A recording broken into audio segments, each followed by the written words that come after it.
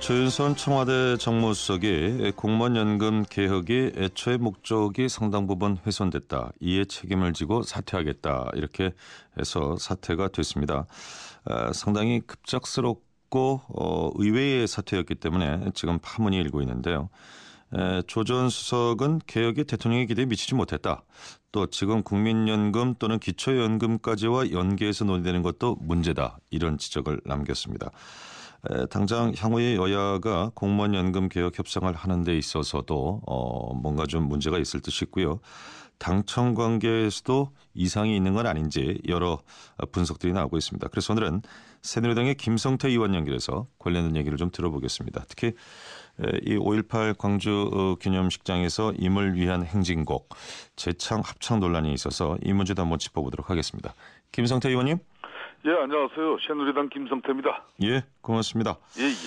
이 조윤선 청와대 정무수석 제가 앞서 소개해드린 것처럼 사퇴의 변을 밝히긴 했습니다만 그럼에도 불구하고 워낙 좀 급작스럽고 그 누구도 조윤선 전 수석에게 책임을 묻지 않았다는 측면에서 의외의 사퇴이기도 하고요. 그래서 이걸 어떻게 봐야 할 것인가?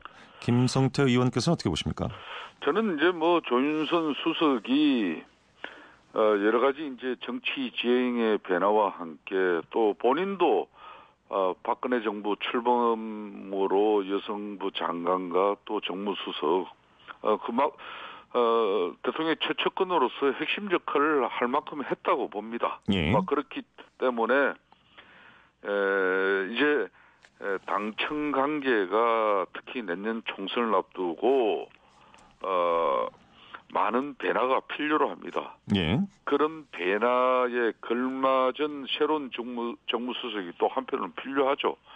그런 측면에서 본인으로서도 그동안 공무원 연금 계획 처리 지연과 또 국민연금과의 그런 연계 논란 등에 대해서 책임지는 모습으로서 박근혜 대통령 측근으로서 역할을 또 다하는 그런 모습, 여러 가지 여건이 이번 사태 배경으로 또 자리 잡은 것 같습니다. 정무수석으로서 또는 전 여성부 장관으로서 박근혜 대통령의 핵심 참모로서의 역할을 할 만큼 다 했다. 예. 역할이 끝나고 그만두는 과정에서 뭔가 이 공무원 연금 개혁에 대한 어떤 바람을 실었다. 이런 말씀이시군요. 예, 그렇습니다. 그러니까 조윤선 수석이 꼭 대통령 임기하고 처음 시작부터 끝까지 해야 별 이상이 없는 게 아니고 네. 지금 이미 실질적으로 거의 2년 6개월 가까이 했지 않습니까? 그렇다면은 박근혜 대통령의 측근으로서는 최장수 측근으로 봐야 됩니다. 그런데 지금 앞서 김성태 의원님께서 그런 말씀하셨어요. 예. 새로운 당청 관계를 위해선 새로운 인물, 새로운 정무수석이 필요한 측면도 있다라고 말씀하셨는데. 그렇습니다. 예, 새로운 정무수석이 필요할 만큼의 새로운 당청 관계의 변화라는 건 어떤 방향을 말씀하시는 건지요? 이제 과거에는 집권당 당 대표나 또 당 체제가 보통 이 관리형 대표 체제의 한계를 벗어나지 못했습니다. 예. 그러니까 주로 집권당으로서는 청와대의 입장을 수용하고 또 순종하는 어떤 그런 입장으로서 좀 일사불란한 모습을 통해서 집권당의 역할과 도리를 다할 때도 있었습니다만은. 예. 지금 시기는 국민으로부터 우리 집권당 새누리당이 무한한 책임감을 지금 국민으로부터 부여받고 있습니다. 그렇기 때문에 수평적인 당청 관계 그리고 당이 또 일정 부분 정부의 일방 통행식 국정 운영이라든지 또 책임지지 않는 그런 강요들의 모습 이런 부분에 대해서는 또 우리 당이 할 이야기도 할 소리도 해야 되는 것이고, 그런 측면에서는 이제 당청 관계의 가교 역할을 하는 정무수석이 또 새로운 어떤 버전으로 이렇게 국민들 앞에 또 대통령의 측근 인사로서 이렇게 나설 필요가 있는 것이죠. 그런 때가 됐다고 저는 보고 있습니다. 예, 당청 관계가 그동안 종속적이었던 측면이 있다라는 지적 하나, 그다음에 책임지지 않는 강요들의 모습, 이렇게 두 가지 문제점을 제시하셨는데 그런 문제점을 제시하신 구체적인 근거를 들을 수도 있을까요? 자, 이번 공무원 연금 조윤선 청와대 정무수석의 사퇴의 변이 공무원 연금 계획 처리 지연과 국민연금과의 연계 논란 이거지 않습니까? 네. 그리고 공무원연금계획 협상에 청와대 사실상 책임자였지 않습니까? 이부터가 청와대 복지수석이 있어요. 사회복지수석이. 예. 국민연금을 담당하는 복지수석이 있는데도 불구하고 조윤선 정무수석이 나섰다는 것은 그만큼 지금 사실 이 공무원연금계획도 엄격히 말해서 저희 새누리당보다는 정부가 더 팔걷어붙이고 앞장서서 이걸 드라이브를 걸었어야 될 문제죠. 예. 그렇지만 그런 여건이 되지를 못하다 보니까 작년 10월 달부터 김무성 당대표가 팔걷어붙이고 공무원연금 계획에 흔히 말하는 총대를 맨 거 아니겠습니까? 막 그런 측면에서 조윤선 수석께서는 정무수석으로서의 역할은 제가 볼 때는 100% 다 했다고 봅니다. 예. 주무 원래 수석은 복지수석이 있음에도 불구하고 예. 정무수석이 공무원연금 계획의 중요성을 본인이 깊게 인식하고 또 대통령으로부터의 특단의 어떤 의지를 본인이 정무수석으로서 특히 국회의원 경험도 있기 때문에 예. 여의도 정치와의 큰 역할을 본인이 자임했던 것이죠. 네. 글쎄요, 이 주무수석이 복지수석이라는 데 대해서는 이론의 여지가 없을 것 같습니다만 그럼에도 불구하고 이것이 당청 간의 공무원연금 개혁과 관련해서 그동안 좀 파열음도 있었고요. 그래서 이것을 조율하는 것은 역시 정무수석 본연의 임무에 해당되지 않는가 하는 그렇습니다. 점 하나. 예. 그런데 지금 이제 사퇴를 하면서 사퇴 배경과 관련해서는 해석을 해주셨습니다만 문제는 새로운 정무수석이 누가 됐건 간에 향후 이 공무원연금 개혁과 관련해서 그렇다면은 당청 관계가 지금보다 더 원활해질 수 있겠는가? 이제 이 부분이거든요. 어떻게 보십니까? 실질적으로 대통령의 의중과 또 신경 앞으로 이런 부분이 가감없이 우리 당 지도부와 또 교감을 가지고 특히 당 대표와 또 박근혜 대통령께서 객이 없는 어떤 그런 국정 운영의 전반적인 원활한 소통, 예. 협의 뭐 이런 게 중요한 것이고 정무수석으로서는 앞으로 또 국회 원내 지도 체제와의 또 긴밀한 교감, 또 우리 의원들하고의 또 다양한 소통, 뭐 이런 걸 이끌어갈 수 있는 그런 상당히 좀 역할이 좀 활력이 높은 특히 여의도 정치에 대해서 좀 편안한 소통을 이뤄나갈 수 있는 그런 정무수석이 필요한 때죠, 지금. 여의도와 소통이 좀 충분히 가능한 사람이라면 역시 의원 출신을 염두에 두고 계신 것 같군요. 아무래도 뭐 사실상 특히 2012년 5월 달에 네.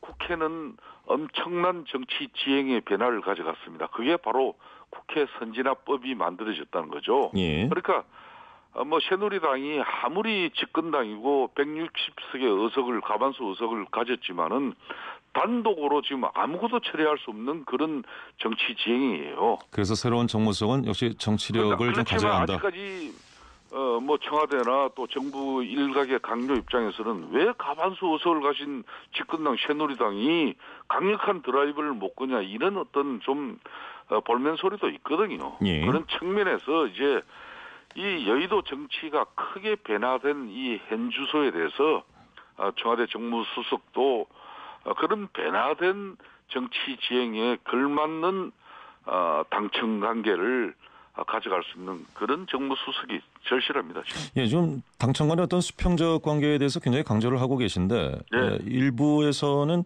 이번 그 조윤선 수석의 급작스러운 사태와 이것도 곧장 반나절도 안 돼서 수용한 청와대의 결정, 뭔가 공무원연금 개혁과 관련해서 여당 측의 불만과 압박을 동시에 한 것 아니냐, 뭐 이런 평가도 있는데 어떻게 보시는지요?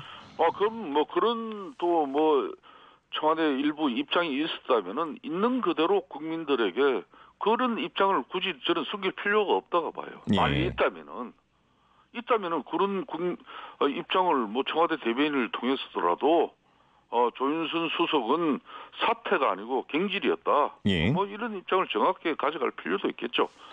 그렇지 않다 그러면은 본인의 사퇴의 변대로 공무원연금계획 처리 지연에 따른 또 한편으로는 또 국민연금과 연계 논란이 또 이어지고 기초연금까지 또 주장이 들고 나오니까 예.